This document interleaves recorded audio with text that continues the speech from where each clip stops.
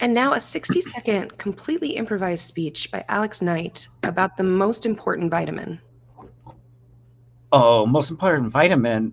I mean, the first thing that came to my brain was vitamin D, that dick, which is not who I am.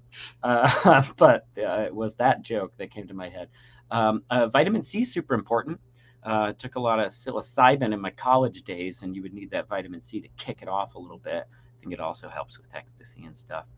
So that's good. I do like the actual vitamin D, though. That's the sunlight, right? And the milk, right? I like that very much. The most important vitamin, but the true answer to the question is the Flintstones. Chewable is Yeah. the most important one, and probably an orange one. I think there was orange, cherry, and grape, if I'm not mistaken.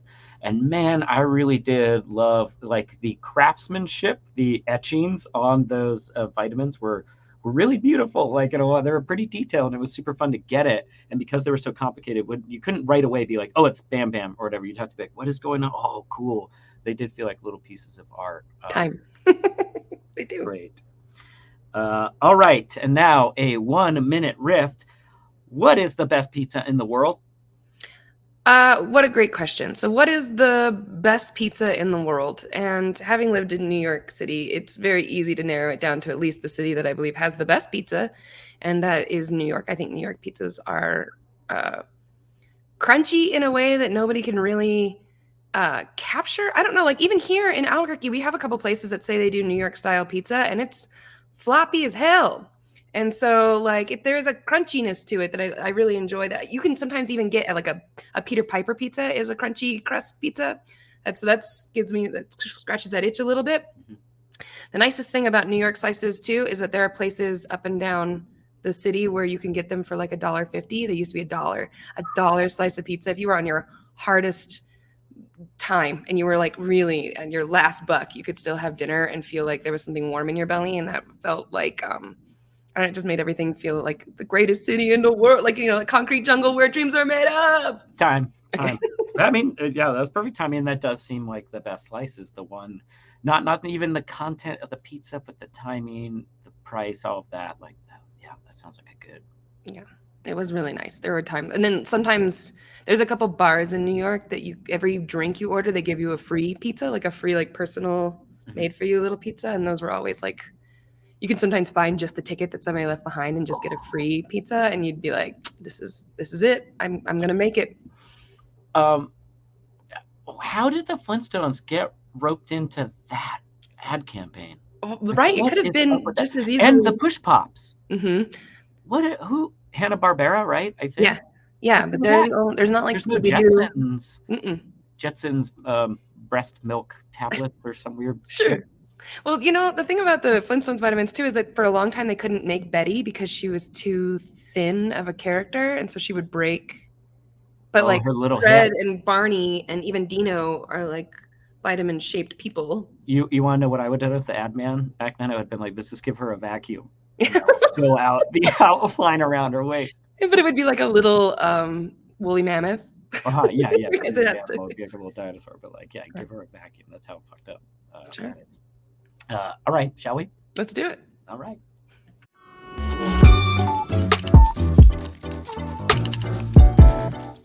Welcome to the Goofball Coalition, the podcast that lives where improv and stand-up collide. And now, here's your hosts, Alex Knight and Sarah Kennedy.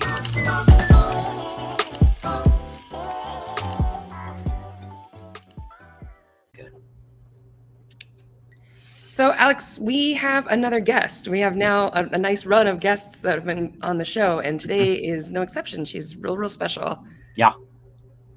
Yeah. And then that's the pass. There it is. Go ahead, go for it. Folks, she's amazing. She's in the show ensemble. I grew up doing improv with her in a lot of ways at Gorilla Tango decades ago. But she'll tell you more about that maybe. Here's Leslie Nesbit. Woo, Leslie! Hi. Hi there. Welcome. Thanks for joining us. Thank you for having me. This is very exciting. Oh, good. It's very So Leslie, I don't know how much I'm sure you listen to every episode, but you know that this podcast exists because there's a Venn diagram of like overlap between stand-up and improv. And Alex and I kind of talk about that. We also talk about the rivalry that for some reason exists in the world. But then we've realized in our conversation that there's a third heat that we don't often get a chance to include in the Venn diagram, and that's sketch. So we know that you do sketch comedy, and we also know that you are a very established improviser and performer. And so we wanted to bring you in and just kind of pick your brain about all of it. So yes. Do you want to tell people kind of your journey through all this? Oh my like gosh. your whole origin, like even Mhm. why did you start doing comedy? Where did that little thing come from? What drove you? Whoa. Yeah, That's an exactly. origin story for Yep. sure. The whole thing. Well, I mean, I guess I didn't ever decide to do comedy. It was always like what I gravitated to more so. I knew I wanted to be like an actress or to be like in front of people. And this is even from like 4th grade into like 6th grade when I was doing bits. I was doing Dana Carvey's impersonation of George Bush. So yeah, in the cafeteria line, making people laugh. So it was just like that journey. And then I was like, okay, well then I guess I want to get into acting. And I want to do comedy. And that's when I realized that a lot of like theater just wants to do drama. Mm. And they just want to teach you drama and dramatic acting. And I was like, well, what about comedy? Where's the comedies? I know in high school we were doing like one acts, and I brought in what's that playwright? Christopher Nolan? Nolan. Yep. He was like he wrote so many good comedies. No, I think I know I know who you're thinking of. Yeah, and he was like a big deal back in the 90s. Durand, yes. Durand. And I was like, that's the guy. I'm going to do all of his stuff. Mm-hmm. And then what was it? And then I went to college for theater. I was like, I definitely want to be an actress. Let's do this. And then that's when it was fun. It's funny. There were a couple stand-ups that came to like, I went to Eastern New Mexico University, and a couple of stand-ups came. And I remember talking to one guy afterwards. And this is when I didn't even know what improv was. But I told him, I was like, I want to do comedy, but I feel like I need other people there. I just don't want to do it by myself. Yep. And he was like, well, good luck. And I was like, okay. Like he didn't tell me, oh, improv exists. And then we figured out that improv existed. We kind of like made it up on our own. And that's when, after college, I moved back to Albuquerque. And then Gorilla Tango was here. And that's when we like started to do improv. And that's when Alex and I met and did improv together. And that's when we did like improvised plays and improvised musicals and just like random improvisation. And then I decided, well, I want to do comedy. So Chicago is where comedy happens and improv happens. So I moved there. And I did not do Second City. That's the big thing in Chicago. And I didn't do it. I ran out of money. I did IO and I did The Annoyance. Mm-hmm. And then I ran out of money. Those were cheaper theaters? Yeah. And then you also had to, with Second City, you had to audition to get into the conservatory. Sure. And I think I did that a couple times. I just didn't make it. I was like, no, I mean, I'm doing my own other stuff. And I like wrote a couple fun plays and like did some, I did a lot of like writing workshops there and started to write. And that's when I realized all of my favorite comedians came from the Groundlings, like Kristen Wiig and Phil Hartman and Will Ferrell. And I was like, oh, and they don't offer a month-long intensive. You just have to go there. So I was like, no, I'll move to LA. All right. And that was my whole goal. I did that. I did the whole program. I ran out of money.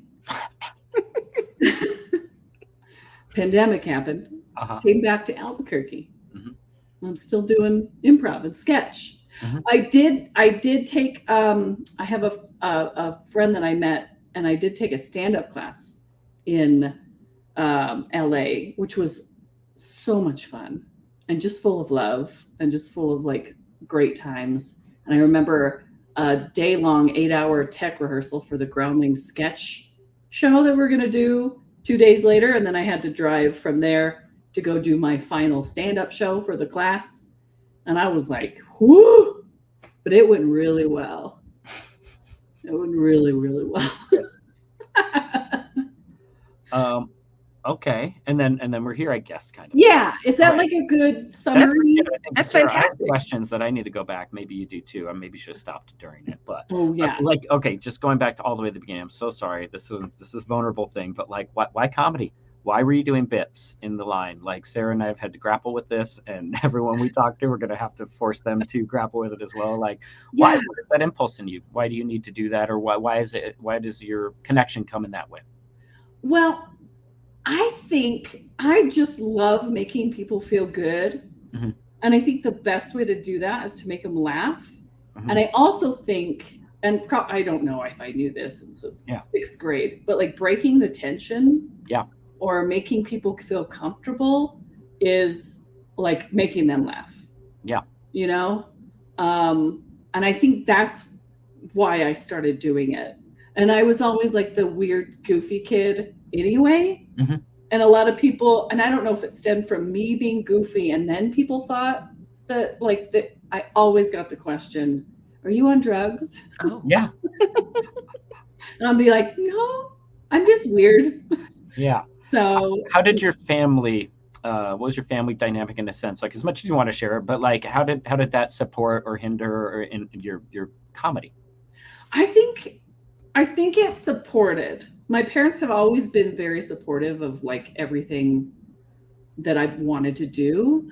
And like, I don't know, we're all pretty goofy in a way. Like my dad is the weirdest. I have a video of him just walking down the street doing goofy walks. Oh, the best. Yeah. So it's just like, who are we? So Yeah. we always called ourselves the Neswalds after the Griswolds, because Sure. we're just like this wacky. I never thought we were that wacky, but Yeah. that's what my parents said, so whatever. But Which is pretty accepting people, loving Yeah. people, open to other people's ideas and all that. And yes, yeah, absolutely. And just like ready for a laugh. Like my parents are the kind of parents, they always came to a show. They've always come to a show. Mhm. Yeah, in college, they would fly up to Chicago. They weren't able to go to a Groundling show, which I was like, oh man, Oh. because I've only been on that stage twice, and that was it. But I mean, like you even said, you're like, I moved across the country for this, pursuing comedy, and like, there's some parents that would be like, like Yeah. fuck you off. But Like, what are you doing? they're Yeah. like, sure, we believe in you. They've also seen your work, so they Yeah. know you're good. Right. Yeah. Yes. Yes, they have. Leslie, Sarah, go I ahead. got a question because it was at the tail end of your origin story. So you did take a stand-up class and you did stand up and you said it went well. Like how Did- would you do it more? I would. Here's the deal. I did like 8 minutes, Mhm. and I fucking had those guys rolling Yeah. on the fucking floor. It was great. I get so nervous sometimes though if I have to write a joke and then do it. So that it was like I had stuff written and I knew what I was like gonna say, and I had like we prepared it, like it was a whole class. But then I got to like improvise into it, or do like a story, or like I don't know. I know there's types of stand-ups that I'd love to see. It's like the jokes or the stories or the big long story and the punchline. And I was like, who am I? I don't know who I am. I'm just me. And then It's good for Yes. stand-up. Found you in it. Yeah. yeah. And then I tried to do an open mic in LA once, and it was just like 4 other people. And then Yeah. I was like trying to do the jokes I had did, and they were just like staring at me, and I was like, I don't know what to do. It was awful. Cool. So you felt the high and the low. Yeah, you had the Cool. high highs and the low lows of high Yeah. school football or whatever they say in Riverdale. Okay, cool. So then that actually brings me to my next question. So it is definitely like like there's a written aspect to like doing stand up, but that's the same thing with sketch. So you're in the Doodles, you've done sketch for Growlings and everything. So what do you like about sketch? And tell me a little bit more about that. Oh man, I love sketch so much. And I think it's because partially you are in control, right? Sometimes when I write sketch, it'll be like me having 4 different characters improvising together. Oh yeah. And then I'm just like, la, la, la, la. And then I can go back in, find what's funny, find the jokes, or or like, I do love starting with a premise of something stupid, and then you're like, well, how can I make that into a really weird sketch? And then you get to just have 2 or 3 minutes of weird, wacky characters, or you just get to sculpt it a little bit more, is what I like about it. Man, yeah, it's such a different but all the same. It's so weird how it's a Taco Bell of like two crafts. Like, yeah, it's totally both. It really is almost like a pretty clean merging, because you have this kernel of an idea and then you grow it in certain ways, come at it from different perspectives, and then you've got the sketch. But then within that, lots of room to improvise, as well as acting, whereas stand-up maybe has less acting. Yeah. Right. So you like that acting aspect, like you said, growing up, you wanted to be an actor. Right. So maybe stand-up has a little less of that. You want to play character and stuff, and you could totally do stand-up with character and stuff. Yeah. But yeah, and it's hard. I think like with a character, I love having just like, how you're just like, when sometimes you're just goofy and you're just a character and you do weird voices. Mm-hmm. Not everyone, but yes. Yeah, I know. Right. But I do that a lot, and then I'll just be like, who is this person and how can I fit him into a sketch? And it's kind of hard to do that with improv, because you're just like, you get a suggestion and you just go from there. So you can't have this pre-planned, I'm going to have this character, blah, blah, blah. And then I would think it would be hard to have that pre-planned character in stand-up unless you want to do it all the time. Yeah. Which Like a I full think it's Pee-wee. tiring, right? There's not too many people that can carry those characters. Right. Like sometimes you want just 3 minutes of that weirdo, and you're done. Have you ever done, Sarah, have you ever done a character? A couple times. I've tried that a couple times. Also, I had a manager a couple years ago say that like the fast track to JFL was to figure out a character, because they always had a special character showcase for new faces. And I was like, man, if I could dedicate a year to really like picking out a character and doing it, I would love to submit for something like that. But now JFL doesn't exist, so I don't have to worry about that anymore. But Two things, a Halloween thing, but then also, okay, how many stand-ups do you, either of you, think are like, I don't know, like Dimitri Martin or Mitch Hedberg? Like, how much of that is character and how much of that is true? It's probably mostly true, but I don't know. Do you guys know? No. I'm pretty sure Mitch Hedberg's was not an affect. I'm pretty sure that was the most he could get out. And then generally you probably play up who you are a little bit, not a lot. But not like, I don't think that there's a lot of people who are very authentically Andrew Dice Clay. Okay. Like, do you know what I mean? Like, people have to like be like, hey, oh, like that kind of stuff. Or Or like Pee Wee Herman, like that's what I mentioned earlier too. Like he was 1000, because he developed that character at the Groundlings and then made it into a thing that he was able to do on stage and on talk shows. So. Forever. Yeah. But it is not the trend right now. It is not common, I would say, right? Maybe it's a way to be a disruptor or like really get back into it. Like yeah.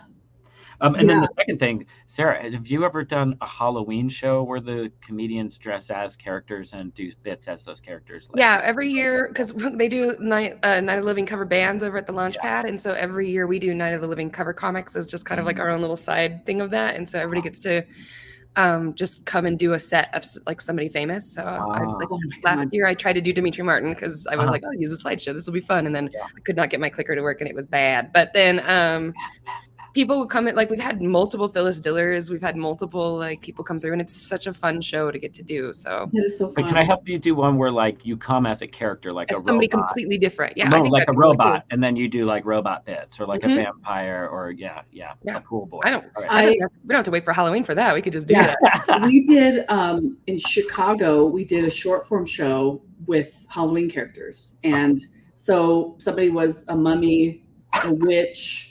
Somebody was a mad scientist. Okay, yeah. And I was a mom who decided to take improv classes with these Halloween characters. And so I did a mom. and short form improv. That sounds like a graveyard smash. That sounds amazing. And so that the mummy would be playing like a grocery bagger or whatever. Yeah. we dressed as these guys and then did short form. That's great. We did in New York, we did a roast of Frankenstein. And so we had the doctor like sit there and then we were all monsters that did a roast of him and each other. And I went as Monster Energy Drink. And so then I was just like, what's up, man? Like I was just like a dumb character that didn't mean anything, but it was very goofy too. Yes. God. So these are all possibilities and things that I wish we could do more often. And I think that this really ties in all three of these strengths in really fun ways. So. It really is. Yeah. Yeah. Like quite a few places where they all hit together. Yeah, This is stupid, but we've talked a lot about it, but you mentioned like running out of money a couple of times and specifically pursuing improv. And we've talked about how improv is a privileged, like whatever art form compared to stand up. I wonder where sketch lies in there, because it seems like sketch you can't just instantly have. You need to meet the people. How do you meet the people? Normally through like a writing class, I imagine, or a lot of the writing that I did. So, and I know Second City had their own little writing program that you could do. And again, their own little writing program. their little writing, whatever they do. I don't know. But I took a lot of workshops. There was one of the cool things that's like an opportunity that, you can get in Chicago or LA. I took a lot of workshops from Michael McCarthy, who worked at Saturday Night Live in the 80s. And so he would come in, he taught like 3 levels of sketch at IO. And it was more affordable because, it was just like, I don't know, or maybe I was just more interested. That instead, maybe that was it. Well, the cost was more affordable, whatever it was. You're like, look at it, And then like, John Lutz would come and do like a workshop on like brainstorming and how you come up with sketch ideas and like the weekly thing that they did at SNL, like how they wrote stuff and how they worked together. And then I know in LA, they have more sketch programs that you could just take. They're one-off theaters that like put up stuff, but then they also have like maybe some classes there. Yeah. But I mainly went to Groundlings because again, that was the money where I put the money. That's where but it's a lot of like, you just kind of have to find the people you work well with. Yeah. I think in Chicago, when I first moved there, I had just been writing a lot of sketches. I don't know if they were good. Okay. But I was just writing them. And then because I had the connection to Gorilla Tango moved up there, they were like, hey, put up your show here. And my other theater that I was mainly a part of, Chemically Imbalanced Comedy, they're just CIC now. I always had a spot to put stuff up. And so that was that's like a privilege in a way of like not really money, but if you have the spot to do it. And I had the friends that encouraged me to do it as well, which is so wonderful. Yeah. That I was able to just, I don't know, write something and just be like, I don't know, this is good. And then I just put it up. But so again, it's interesting. Like you need to find a space that will put you up. Whereas again, stand-up offers, there are spaces that you can just like rent, or whatever. You can go to free open mics, or there's no open mic for sketch. So like you do need to establish space. And then on top of that, you also need ensemble. You need people to work with. There isn't like, Yeah, you need people. You need other writers. It's more work than like working with an improv group in a living room and practicing, right? Yes. I mean, I would even say it's kind of like a step down from like theater, because you can just, you can have as many props or as little props as you want. Sure. But it's still like you have tech and you have, dress rehearsal and you have costumes if you want. Yeah, that's almost a question. Like if we want to dig into sketch a little bit, it's like, how much do you feel you owe the audience or your performance in terms of, maybe every show is different, but like props, costumes, like how much? Because sometimes it's just a lab coat and sometimes it's a lab coat, it's a wig, glasses. Like how much would you like ideally? What's your ideal sketch show look like? Okay, so I might be one of those people, and might be because I enjoyed the Groundlings and I love them, but I love wigs. I love costumes. I love props. I love as much as you can to build that world, Mhm. and do that character and have that weird costume for the character. And like, I bought so many wigs I have so many wigs now. Like, it just brings you more into the character. I understand sketch where you're just wearing blacks and you add one or two things. Like, I get it, and it works. But for me, it's great, and it only also works if you have like a stage manager to help you. But like, Jeez, yeah. I love having as much as you can to help build the world. Yeah. It's so funny that you bring that up, because me and Kelly, my wife, we have 2 trunks that are just full of costumes that we like save for comedy reasons. Like, we're like, I know at any time we're gonna need to bust these out or whatever and be a chicken, which doesn't come up very often in stand-up, but like, that's gotta be I as well, and my wife have a couple of chests, so that's gotta be comedian-ish specific. I don't think normal people have that much shit, right? Like, case. Yeah, one of the sketches I had in my last final like show was a sketch about a corporate retreat at a camp, and we were having the end, camp circle about like, what did we learn? And my writing partner and I bought musical instruments for everybody. And so still have them. I have tambourines. I have little wood things, we use them for one sketch. How much are you in the hole? Like, how much do you owe sketch comedy in terms of classes, as well as all the props you bought, and then your ticket income? What are you at? Can I tell you, the Groundlings writing classes, they're about $650, $700 a day, right? A day. And for those, you're also buying your own wigs and costumes. The fuckers, they don't have they should have a costume. There was one where I was a girl at her quinceañera and nobody showed up. And I couldn't get a dress. Like, you can't get a quinceañera dress. And so the teacher was like, let me just go into the Groundlings like costume thing. I'll find you a dress. And so I got to wear this really kick-ass dress, which really pulled everything together. All right, that's nice. But other than that, yeah, you're on your own. And then you have to send pictures to the teacher and be like, this is what I'm thinking. And she gives you notes. Oh, okay. Yeah. It's all valid, but it seems like, let me do my craft. But like, no, you're going there to learn, and she might have advice of like, that dress is this, that, like, that you wouldn't think of. So it makes sense. But it does sound like such control over the comedy. But I get, again, the idea of you got to learn like the rigidness of all of our forms, and then you break them as the artist. Exactly. Like, you have to have the structure first. Mm-hmm. And then it will set you free. Yeah. Which is wild to think about, but it works. So Leslie, what do you? I mean, I think you're in the show, and you're in the Doodles, and you're doing so much stuff down at the good old Comedy Corner on Second and Gold. Yeah. What do you want for the future of all that in Albuquerque? Like, how would you like to see sketch and improv expand down here? I would, you know what I would like, this is my first thought, is I love everything that's happening, and it's very exciting. I want more experimental one-off shows. Mm-hmm. And because what I loved about my time in Chicago at my theater CIC, a group of us could just get together and be like, let's just try this. Like, we tried Foley improv.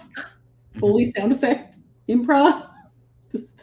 That sounds amazing. I don't know, right? And so like, I would love to see just people putting up anywhere, wherever they can, just like random, like, let's see if this works shows,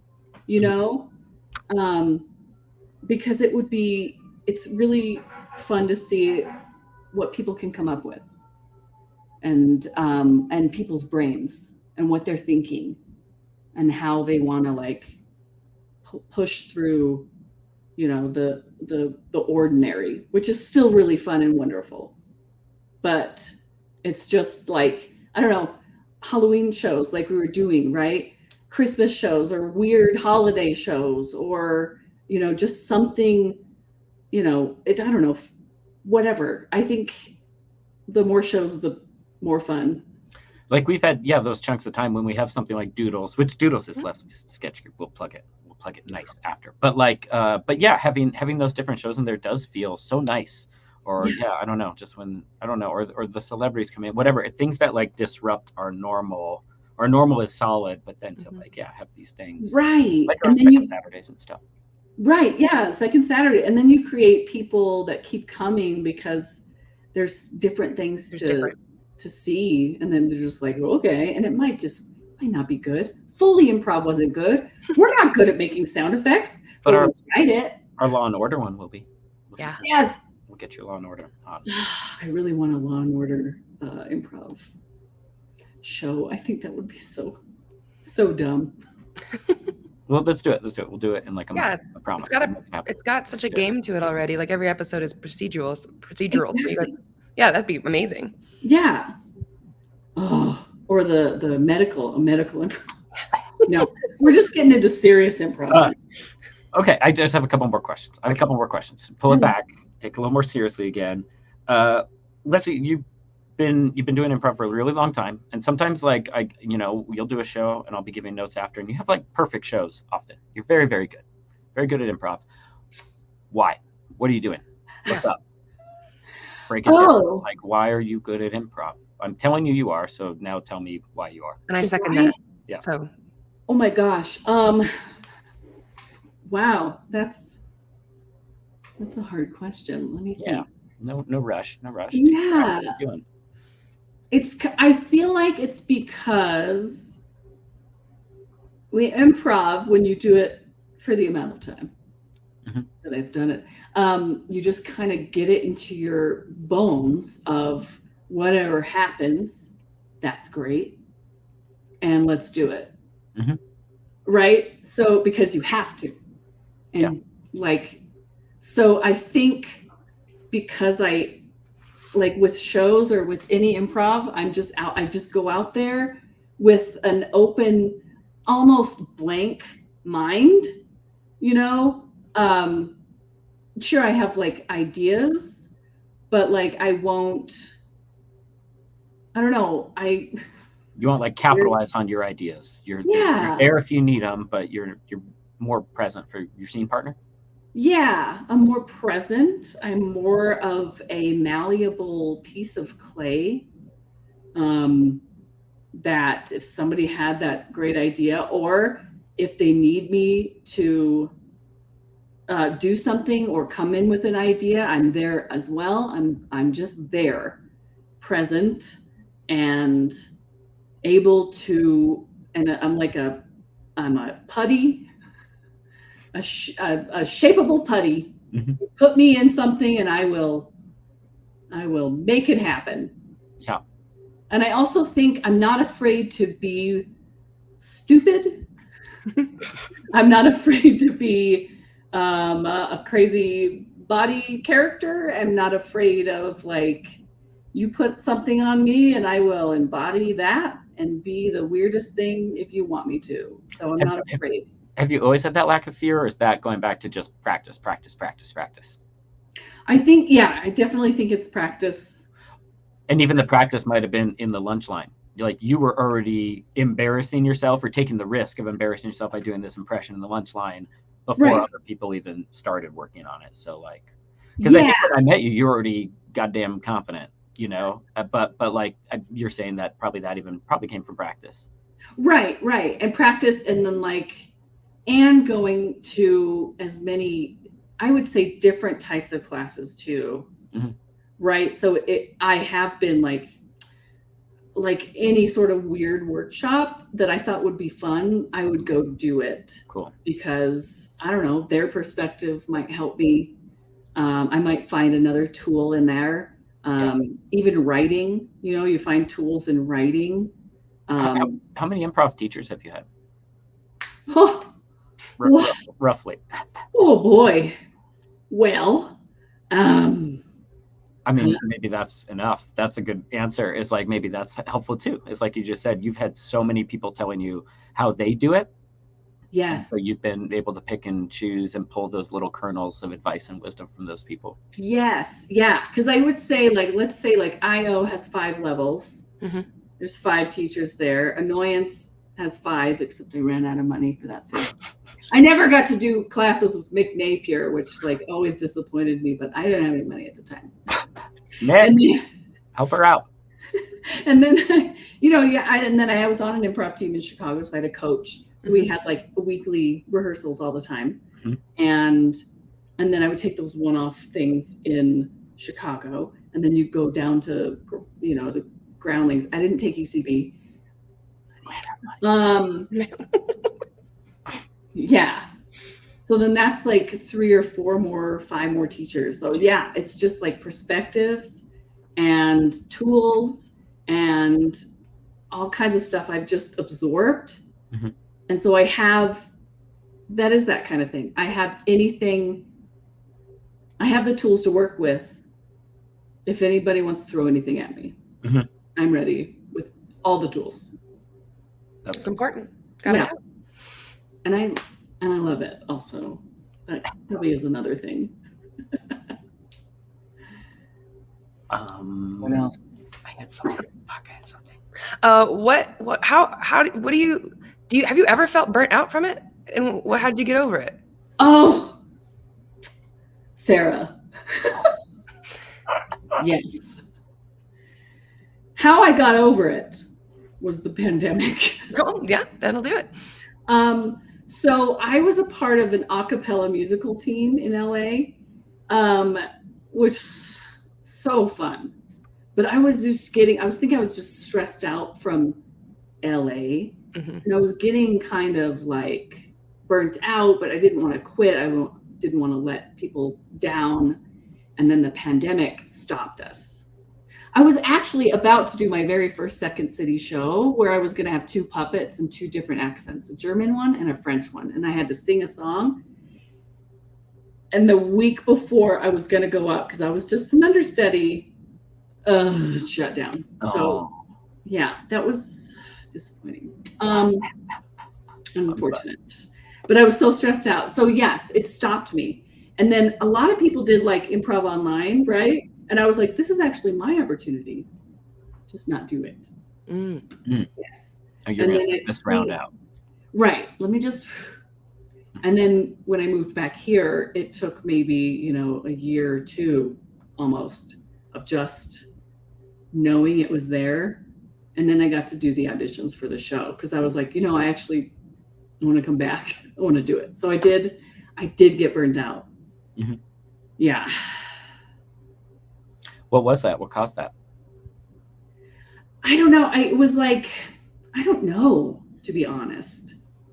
I mean, was it like just driving towards like an unseeable goal, but feeling like there was, I don't know, like coming back from LA or whatever, like it felt in some ways wonderful to have push and drive, but the drive was always pushing you towards something that was like a question mark that didn't exist. But it was like, I gotta, for the thing, for life, for career success. And so like, it feels like you were chasing, for me at least there, every day I like woke up, if I didn't have anything, like I would panic and be like, I'm paying rent here. I got to be like using this time or whatever to be excelling in this impossible question mark of a thing. 100%. Yeah. And I'm thinking that, it was for something instead of for fun. For you. Yeah. For me. Yeah. And I also think I had a little bit of, so I keep bringing up the Groundlings, but no, you should. You paid good money to bring up the Groundlings. You're allowed to do this. Good. So the whole goal is that after advanced writing lab, when you put up 2 sketch shows in 8 weeks, you're then called and like watched by the Groundlings, and then they tell you if you make Sunday Company or not. And then I was told I did not make Sunday Company, obviously. And like, I think that also was like such a bummer. Yeah. And just then being in LA and then just being like, my one goal is done and over. Yeah. And now And I'm it was just something you had no control over. You know, if it's like, Yeah. climb this mountain and it's like, I'm too weak, I'm going to go home, I'm going to work, I can climb that fucking mountain on my own. But they're like, nope, mountain access is blocked. Like, you are not allowed to climb the mountain.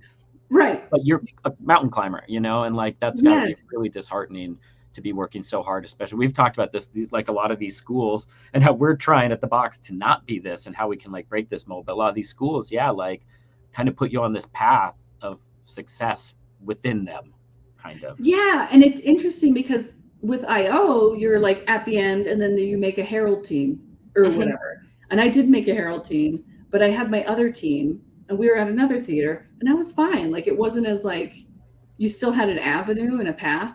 Yeah. And yeah, but like the gatekeepers kind of like get you down. Yeah. They just get you down. Yeah. So yeah, I think that's why something. Why you burned out? Why you got burned out? Yeah. Yeah, that's why I got burned out. So I was just like bummed out. Yeah. And then I was like, what is this for? Just the idea of this art form that you love, that has been so special, so beautiful, so easily accessible in lunch lines with kids, is suddenly like, off limits for whatever reason. Or you are not good enough to do this thing that you are like, I'm very good at this. Right. Yeah. Yes. Oh, what a ding to that self-esteem. Am I right? Yeah. And then the money stress on top of it, and having it be like an everyday, like constant stressor, is like a real mind-boggling doozy. Yeah. Yeah. But whatever it did, it did not break you or make you not good at it. And if anything, it probably tempered you and made you stronger, like taking that break and like having a new perspective on the crafts. Right. And it was kind of that break where it was like, oh, I just don't want to do this. I just cannot. And then, you know, a year passes or something, and I'm just like, actually, no, this is like in my bones. Yeah. And it is a part of me. That's cool. And I have to make people laugh or I will die. Yeah. You guys get it. I get it. I get it. Yeah. We're here. Leslie, when you're in like scene with somebody, like what are the signs that it's like taken off? Like, you know that it's like it's already good and it's gonna like go through and be a good scene all the way through. Oh my gosh, that's such a good question. Oh, if I think a good sign for me is that if I'm throwing stuff at them and they're throwing stuff back, then we're like, it's that volleyball, or it's the I was like, is that an octopus? It's a cat. The Kraken. Yeah, so it's like, it's kind of like that tennis game if you're playing tennis, and then you actually like, you get the ball going for a really long time and you're like, oh, this is happening. And I think that's it. Like, I'm giving you gifts and you are accepting them and you are just throwing them right back at me. Oh, and I'm just going to gobble them up, and let's like do this together and create it. Yes. That's when I know. But if I'm giving gifts and someone might be like maybe a little bit in their head, or I have to keep talking, or, you know, I don't know. That's when you're like, oh, okay, let's just shift and do some, you know, let's shift, use another tool or whatever. Yeah. So that rhythm, feeling that rhythm, that's the key. That flow. Yeah. Cool. The rhythm is going to get you. Great. Like, now that I'm thinking about it, can you imagine stand up, like the video game? If they could take the experience of stand up and put it into that. I think they've tried. There's a couple almost like second what is it called? Like Second Life? Universe or Second Life? Yeah, there was Second Life. Yeah, or whatever. Where you could get points. Stand up in there. Yeah. Yeah, it's not quite the same, but yeah, that's just being a stand-up. Like, I want to see how you would like somehow. It's an impossible question. Or improv the video game, however it could capture the size of the thing. Well, I think this is actually a perfect topic for segment 3, which is what we're in right now. So if you had a video game that was based on your respective art form, how would it be scored, and how would you know if you leveled up? I think there would just be like in the starting scenes when you played the improv game, like you'd have this stress bar of anxiety, and like confidence or whatever, and it would just be so fucking shaking all the way at like level 10 red, and your character would like have a hard time. Like you would probably be choosing dialogue options or whatever, but like a lot of them would be blacked out because you don't have access to that yet. So it'd just be like, I ate the cheese is like one of the only answers you can get in the first kind of games, in the first rounds or whatever. And like, so you're trying to cultivate the best responses probably and be the most in tune. So there's got to be a lot of like facial stuff on the scene partner, because you're going to be like reading their face, and the game's going to give you like little corner tilts, and it's like, oh, he tilted his thing, means he's a little sinister, so you should probably choose this one. And then as like a fighting game, but instead of like and as you did more, that bar would get lower, you'd unlock more options, your character would like calm down a bit and be able to like access more things. Then later you'd like unlock object work. It'd be like, now you could like start by rubbing a dish or whatever. What about you? Tell me about great. Mine would have to be almost like those 80s games where you like have to like find the key in the room and then use that key to open the door, and you have to like type in commands. So like text-based? Yeah, it'd be a text-based game, like early Oregon Trail probably, but it's just your set. So it's like you can still get dysentery, which would be really bad for your set. But at the same time, like you hit these commands about things, and then however the computer has calculated the audience to respond to it, you get points for that, and it's like getting laughs, and you're just aiming for like the most that you can get, and then so that would kind of be it. So it's like the computer is the audience and you're the player, and you have and then I think you can probably you can probably create your own commands too throughout it too, where you're just like, this one, like we've tried this one before and it got me this point, so I repeat it next time and whatever. You get diminishing returns, like if I use the same joke again, probably, right? Like, right. Or there's like sometimes there might be like a 1% chance there's a fucking guy in the audience that saw it and is like a rebel rouser, and is like, I know that, or like finishes your joke. It inspires hecklers, which then like you have to you use a joke, the more hecklers you might Interesting. Super fun. I want to play them both. So Alex, what do you got coming up? Let's see, just shows, nothing special. We've got our second Saturdays, but besides that, every Friday and Saturday at 9:00, come check us out. Improv. Our classes are going strong, getting our community. We've got that last Thursday as our jam, so check that out too. Last Thursday of the month. What about you, Sarah? What you got going on? Every Friday and Saturday down on Second and Gold, we've got stand-up. We got Dry Heat Presents. We're always doing that stuff, but then also, knowing when this is going to show, we should still be in submissions for the Funny Fiesta. So we're accepting those. It's $10 to submit, and you can just Google Funny Fiesta, Albuquerque Funny Fiesta, and our website will come right up. And this year, to do kind of whatever, right? Like it doesn't have to be improv, doesn't have to be stand-up, doesn't have to be sketch. It's comedy.